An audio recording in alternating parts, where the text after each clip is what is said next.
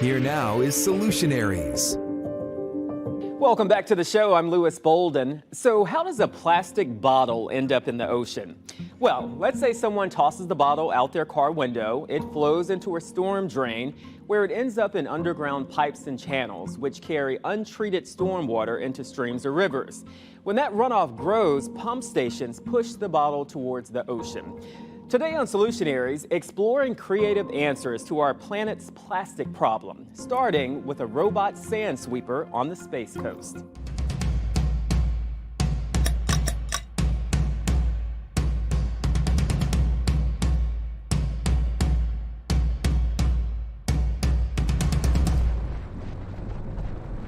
We're on our way to Cocoa Beach, Florida today, which is located in Brevard County, just east of Orlando. It's really one of the top tourist beach destinations in the state. A lot of tourists love it, spring breakers, locals, myself included.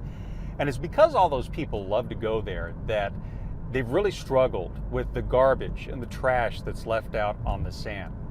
We're going to check out an experimental technique that they've deployed that they say has the potential to make beach cleanup a little more efficient. The president of Keep Florida Beautiful reached out and they're like, hey, you want a robot? I'm like, yes, I want a robot. So a couple weeks later, it showed up.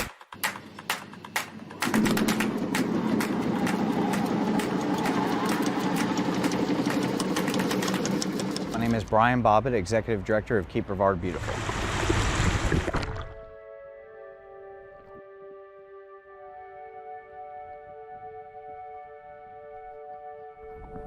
You know, this is my home. I want to make sure it's clean.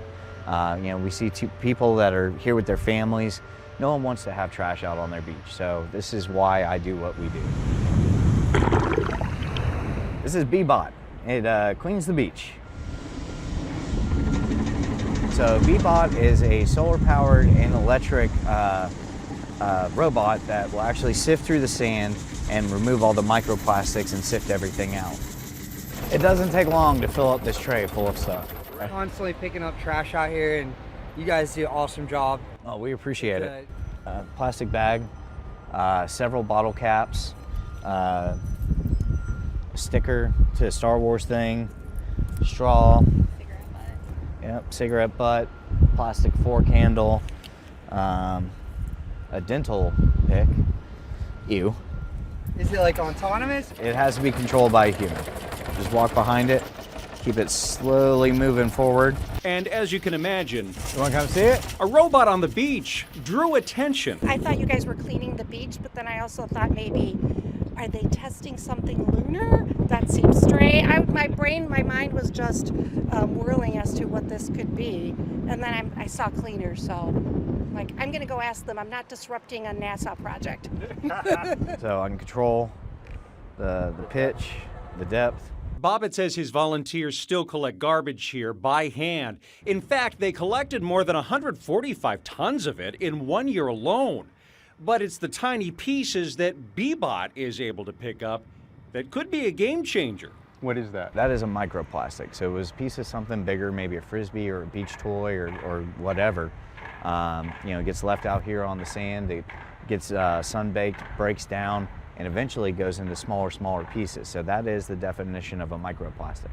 Now the problem is that stuff can end up in the water. Mm-hmm. Fish eat it, turtles eat it, other wildlife eat it. We eat the fish. I was going to say, and then we end up eating the fish and it gets in us. Exactly. So my official title is Education Coordinator at the Marine Science Center. My name's Shell Webster. And Shell, short for Michelle, says garbage that makes its way into oceans and lakes can impact marine life that lives there, like sea turtles. When they're in the ocean, they're looking for food, they're holding their breath, they're diving down to go and get things like jellyfish. And then you're diving down again and you're going down for another jellyfish, but showing them that it looks like a jellyfish. It's a grocery bag. Right. And that's why this is, I love the fact that you love this one. This is great. My little plastic bag in the water that just looks like a jellyfish. You can watch the entire video on our YouTube page. Scan the QR code to learn more about how Bee-Bot is getting results on our beaches on clickorlando.com. Our next solutionary takes pollution fighting technology to another level. He's a young inventor taking tons of plastic out of the world's rivers. It's like a vacuum cleaner for the river. It's a good looking vacuum cleaner. This is Interceptor 007, the not-so-secret agent of trash collection at the mouth of this waterway in Los Angeles. We have prevented 77 tons of trash from flowing into the ocean just this past winter. Boyan Slat is the 29-year-old founder of a Dutch nonprofit called the Ocean Cleanup. It's trying to collect 90% of floating plastic pollution, including cleaning up the Great Pacific Garbage Patch, which is twice the size of Texas. It is now focusing on rivers because its research shows just 1% of the world's rivers are responsible for 80% of all plastic flowing into the ocean. So if we tackle that 1% of rivers, we think we can have a tremendous impact in a relatively short amount of time. He's deployed 11 interceptors, costing as much as $650,000 on rivers around the world, and plans for hundreds more. On this river in Guatemala, which looks more like a landfill, the device collected 2.5 million pounds of trash in just 3 weeks. Welcome to my super yacht. It's very nice. He took us on board the LA Interceptor, which runs on solar power and is fully autonomous until it needs to be emptied. They had to do that 15 times this past winter as trash flowed into the river during powerful storms. These photos show what LA County says was a 75% reduction in trash on nearby beaches once the Interceptor arrived. We want the Interceptor to stay here as long as plastic flows through this river and would otherwise end up in the ocean. Which means 007 could be on this assignment for a very long time. While quick fixes like the Ocean Cleanup Project seem appealing on the surface, some environmental advocates say technology like this only distracts from the real problem, which is the endless production and consumption of single-use plastics. So what can we do? For one, we can stop buying plastic forks and knives, skip the straw, or swap glass containers for Ziploc bags. Small choices that can make a difference on a large scale. But let's be real. Avoiding plastic altogether is nearly impossible. That's why today on Solutionaries, we're focusing on what we should do with the plastic we've already created and wasted. Coming up after the break, the complicated topic of recycling. Dump this into the container and put this in the trash. You know, everybody thinks it's plastic and it's got a recycling label on it, so I can recycle it. Find out whether your recycling habits are part of the solution or the problem. Next.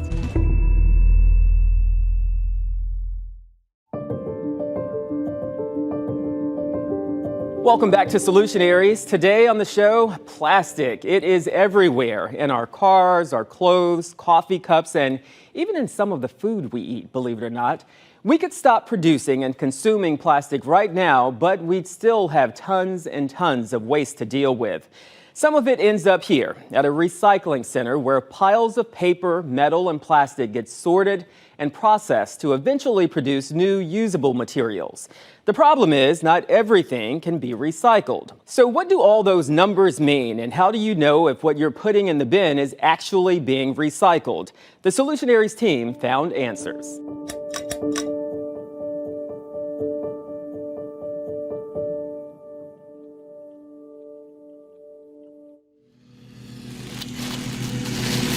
I take pride in my community. I think it's important for everyone in a community to take pride in their community. I care about my environment and I care about the critters that live in it. The recycling reduces the amount of waste that we end up having to put into the landfill. I think it's important for people to understand that they're also part of the solution to the problem.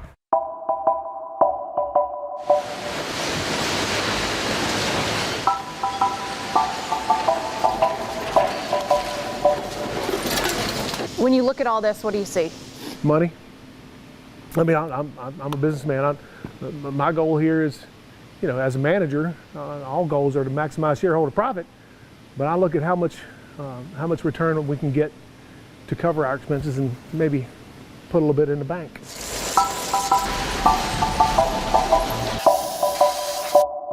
I'm Billy Basham, Director of Facilities, Roanoke Market. When you recycle, you want to do the right thing. Absolutely. But you have to recycle right. Absolutely. Or what happens? The key to the whole process is to only recycle what is recyclable in your community. One of the biggest challenges we have is good, clean material in a bag tied up. So why is this a problem for us? Well, if we don't open this bag from the beginning, before we load it into our system, the bag is just going to go through the system and everything in it is going to become invaluable because it's encapsulated in a bag. So what do you want people to do when they drop off recycling? That's a very good question. I think I can demonstrate that. When they carry their recycling to the recycling center in this bag, dump this into the container and put this in the trash. You know, everybody thinks it's plastic and it's got a recycling label on it so I can recycle it. So I would like for them to think about the items that we are able to have recycled locally. Number 1s and 2s, plastics, aluminum cans, bimetal cans, cardboard and newspaper and mixed paper. And then everything else is considered municipal solid waste or garbage. We find tires, rocks, dirt. You couldn't imagine how many pounds of hair extensions we pull out every day. Diapers, soiled diapers. When somebody does not recycle right, what does that mean for a city? So for a city, it's going to cost us. It's going to cost the taxpayer. We're going to have to pay a higher rate to have that debris removed from what's supposed to be recycled. And so it just drives up the cost for everybody. Every year I've turned in a report that I have to list all the tons of plastics, aluminums, oil, antifreeze, tires, batteries. What happens if you don't hit that 25%? I've never had to go there before. When people know what to recycle, it makes recycling cleaner, right? Absolutely. My goal is to process 80 tons a day. The stuff that I and my customers find value in, then at the end of the day, I've got 80 tons of material that I can sell. That's just not the reality. I'll have 40, 50 tons of material I can sell and 30 tons of material I need to take to the landfill.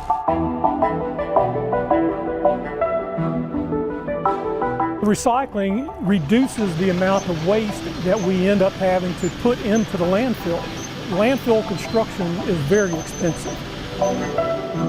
My name is Dan Miles. I'm the CEO for the Roanoke Valley Resource Park. The cell that we're standing on right now is about an 11-acre cell, and it cost about $8.5 million to build. And then you've got all of your operating expenses and everything else that goes along with it. Any ton of recyclable that we can keep from coming to the landfill will be one less ton that will use the life expectancy prematurely. So do you think recycling is still worth it? Well, I think that recycling is worth it, just from a standpoint of the big picture. And you look at it and say, it is the right thing to do.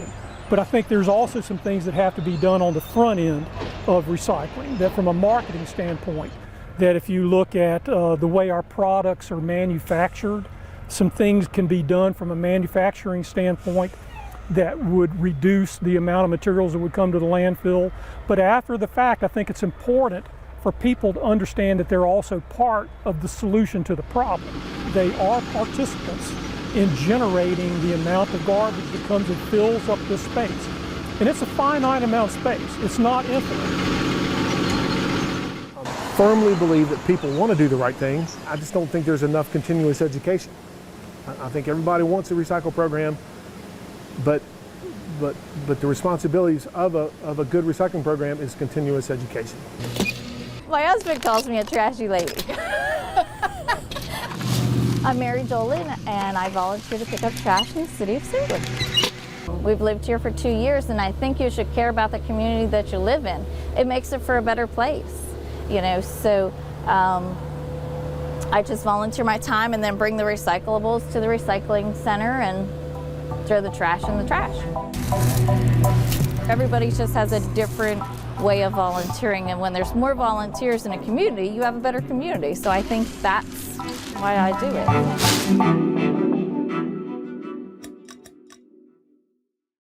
So if plastic grocery bags don't belong in your curbside bin, what should you do with that giant collection in your cupboard? One option, take it to your local Publix or Target store. Most of the stores have bins near the entrance for certain clean, flexible plastic bags. Check out our full guide on clickorlando.com. Another better option is reusing those bags. A group in South Florida has put ingenuity and compassion behind an effort to clean the streets while helping the homeless.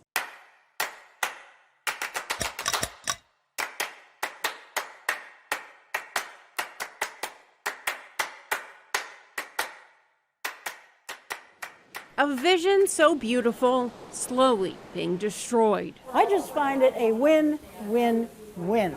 Along the coast of Florida, inside a retirement home in Sarasota, these women are doing what they can. We're keeping this out of the environment, the poor fish in the sea and all.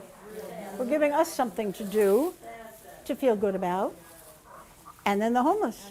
How did all of this start? I was looking in Facebook and I saw these women from Ohio in a church, separate tables, one table cutting up the bags, the next one, looping them and crocheting them, and then actually going out and handing it to a homeless person. Over the last 5 years, Michelle Penn has turned the plastic bags you get at the store every day into more than 200 of these mats. It saves the environment because we have so many bags, 500 to 600 in one mat, and it keeps the homeless off the street, off the hard street. That's more than 120,000 of these plastic bags being used for good instead of ending up in the trash.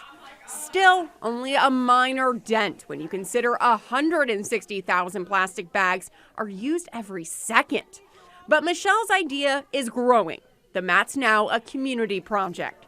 People giving so many plastic bags to Michelle, she started teaching others her skill. We're the loopers, and then we roll up and make balls. Like an assembly line, everyone has a role at the assisted living facility at the Bay Villages. I guess we retired people don't really have a super whole lot to do, and I am in a motor chair, so I can't get around much, but I sure can do this.